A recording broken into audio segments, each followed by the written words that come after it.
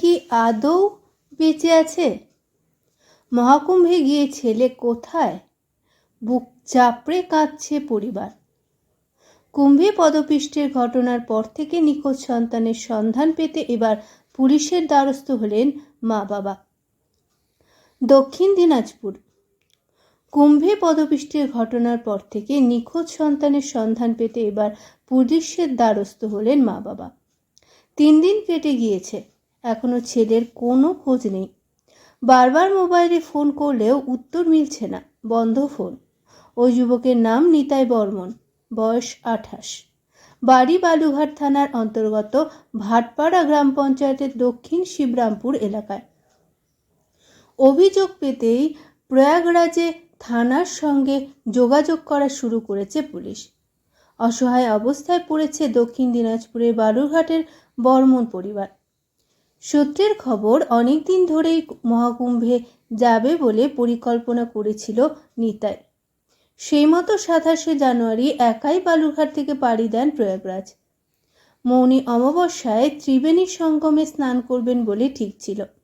29 তারিখে ওখানে স্নান করে, এমনটাই পাড়ার বন্ধুকে ফোন করে জানিয়েছিল নিতাই। এরপর থেকে তার সঙ্গে কোনোভাবে যোগাযোগ করতে পারছে না বাড়ির লোকজন। এমনকি বাড়ির লোক বহুবার ফোন করলেও ফোন সুইচ অফ বলছে। এর কিছুক্ষণ পরেই কুম্ভে মহা বিপর্যয় ঘটে। ঘটনায় প্রাণ হারায় কমপক্ষে 30 জন, আহত শতাধিক। ঘটনার পর থেকেই আর খোঁজ নেই নিতাইয়ের।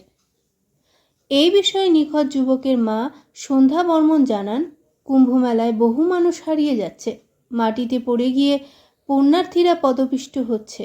এসব খবর টিভিতে যত দেখছেন তত বেশি আতঙ্কিত হয়ে পড়ছেন। ছেলেটার ওই দিনের পর থেকে আর কোনো খোঁজ পাচ্ছেন না। কোথায় গেল, কেমন আছে, কিছুই জানতে পারছেন না তারা। তাই বালুরঘাট থানার পুলিশের দ্বারস্থ হয়েছেন। মহাকুম্ভ মেলায় দুর্ঘটনার পর থেকে দুশ্চিন্তা বেড়েছে পরিজনদের মাঝে। 3 দিন কেটে গিয়েছে, নিতাই ফেরেননি বালুরঘাটের বাড়িতে।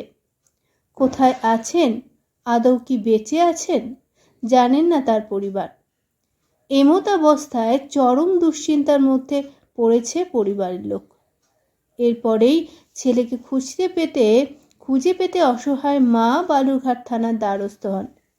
অভিযোগ পাওয়ার পরই প্রয়াগরাজ থানার সঙ্গে যোগাযোগ শুরু করেছে পুলিশ। যদিও এখনও নিতাইয়ের কোনো খোঁজই দিতে পারেননি প্রয়াগরাজের পুলিশ।